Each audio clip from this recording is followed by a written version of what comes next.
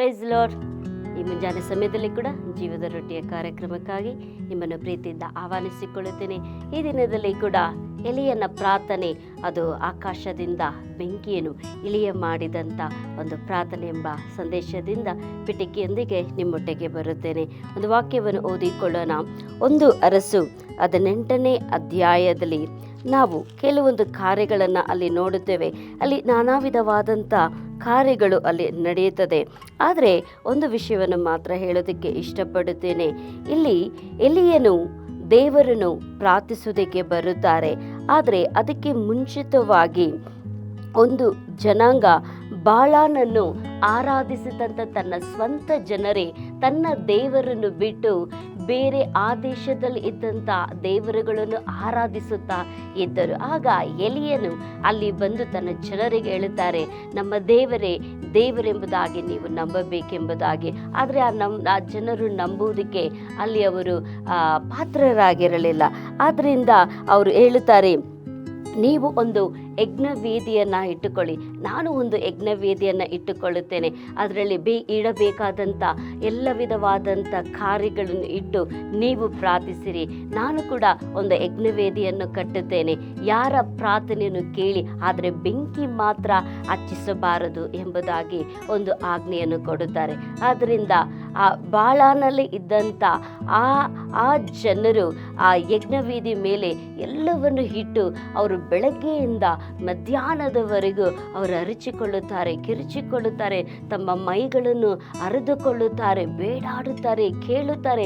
ಆದರೆ ಅಲ್ಲಿ ವಾಕ್ಯ ಹೇಳ್ತದೆ, ಮಧ್ಯಾಹ್ನದವರೆಗೂ ಅಲ್ಲಿ ಯಾವ ಶಬ್ದವೂ ಕೇಳಿಸುವುದಿಲ್ಲ ಎಂಬುದಾಗಿ. ಅದರಿಂದ ಮಧ್ಯಾಹ್ನದ ನಂತರ ಎಲಿಯ ಏನು ಮಾಡ್ತಾರೆ, ತನ್ನ ಜನರನ್ನು ಕರೀತಾರೆ. ಕರೆದು ಅಲ್ಲಿ ಒಂದು ಒಡೆದು ಹೋಗಿದ್ದಂಥ ಆ ಯಜ್ಞವೇದಿಯನ್ನು ಮತ್ತೆ ಅವರು ಕಟ್ಟಿ ಅದರ ಮೇಲೆ ಕಟ್ಟಿಗೆಗಳನ್ನು ಇಟ್ಟು ಎಲಿಯ ಏನು ಮಾಡುತ್ತಾರೆ, ಆ ಓರಿ ಮೇಲೆ, ಆ ಕಟ್ಟಿಗೆ ಮೇಲೆ ಮತ್ತು 3 ಸತಿ ನೀರುಗಳನ್ನು ತೆಗೆದುಕೊಂಡು ಬಂದು ಅಲ್ಲಿ ಸುತ್ತಲೂ ಅಲ್ಲಿ ಉಯಿರಿ ಎಂಬುದಾಗಿ ಹೇಳುತ್ತಾರೆ. ಆಗ ಎಲಿಯನು ಒಂದು ಪ್ರಾರ್ಥನೆಯನ್ನು ಮಾಡ್ತಾರೆ. ಆ ಪ್ರಾರ್ಥನೆ ಏನೆಂಬುದಾಗಿ ನಾವು ಈ ಸಮಯದಲ್ಲಿ ನಾನು ನಿಮಗಾಗಿ ಓದಿಕೊಳ್ಳುತ್ತೇನೆ.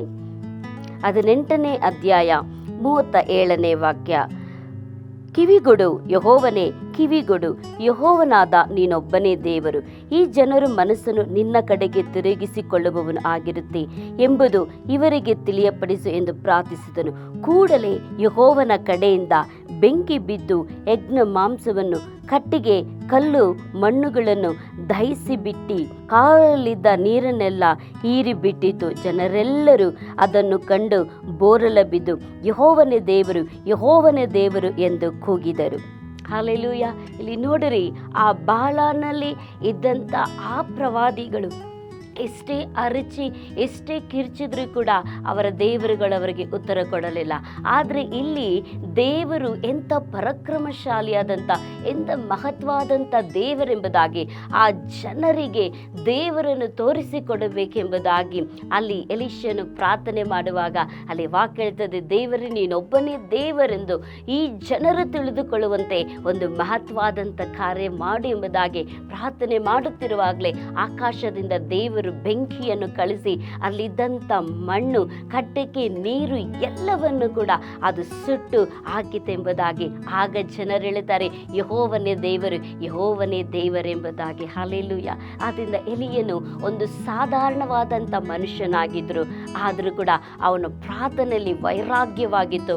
ಅವನು ಪ್ರಾರ್ಥನೆಯಲ್ಲಿ ಸಂಶಯವಿಲ್ಲದೆ ನಾನು ಏನು ಪ್ರಾರ್ಥನೆ ಮಾಡಿದ್ರು ಕೂಡ ದೇವರು ಕೊಡುತ್ತಾರೆ, ಪರಲೋಕದಿಂದ ಬೆಂಕಿ ಬೀಳಲಿ ಎಂಬುದಾಗಿ ಹೇಳಿದ್ರು ಕೂಡ ದೇವರು ತನ್ನ ಕಾರ್ಯವನ್ನು ನಿರ್ವಹಿಸುತ್ತಾರೆ ಅಂತ ಆ ನಂಬಿಕೆ, ಆ ಭರವಸೆ ಎಲೀಷನಲ್ಲಿ ಇದ್ದುದರಿಂದ ದೇವರಲ್ಲಿ ಮಹತ್ವದ ಕಾರ್ಯಗಳನ್ನು ಮಾಡಿದ್ರು. ಹಲ್ಲೆಲೂಯಾ. ಅದೇ ರೀತಿಯಾಗಿ ಬೆಂಕಿಯನ್ನು ಇಳಿಯ ಮಾಡುವಂಥ ದೇವರು ನಿಮ್ಮ ಜೀವಿತದಲ್ಲಿ ಕೂಡ ಎಲ್ಲರಿಗಿಂತಲೂ ದೇವರು ನಿಮ್ಮನ್ನು ಶ್ರೇಷ್ಠವಾಗಿ, ಮಹೋನ್ನತವಾಗಿ ನೀವು ನಂಬಿಕೆ ಇಟ್ಟು ಪ್ರಾರ್ಥಿಸುವಾಗ ಆಗದೇ ಇರುವಂಥ ಎಲ್ಲ ಕಾರ್ಯವನ್ನು ಕೂಡ ಪ್ರವೇಶಿಸಿ ನಿಮ್ಮ ಜೀವಿತದಲ್ಲಿ ಮಾಡುವಂತರಾಗಿದ್ದಾರೆ. ಕರ್ತನು ನಿಮ್ಮನ್ನು ಆಶೀರ್ವದಿಸಲಿ. ಎಲಿಯಲ್ಲಿ ಇದ್ದಂಥ ಆ ಪ್ರಾರ್ಥನೆ, ಆ ವೈರಾಗ್ಯ ನಿಮ್ಮಲ್ಲಿ ನನ್ನಲ್ಲಿ ಇರುವಾಗ ಈ ಲೋಕದಲ್ಲಿ, ಈ ದೇಶದಲ್ಲಿ, ಎಲ್ಲರ ಮಧ್ಯದಲ್ಲಿ ಕೂಡ ದೊಡ್ಡ ಕಾರ್ಯಗಳನ್ನು ಮಾಡಲು ದೇವರು ನಿಮ್ಮನ್ನು ಉಪಯೋಗಿಸುವಂತರಾಗಿದ್ದಾರೆ. ಕರ್ತನು ನಿಮ್ಮನ್ನು ಆಶೀರ್ವದಿಸಲಿ. ಆಮೆನ್.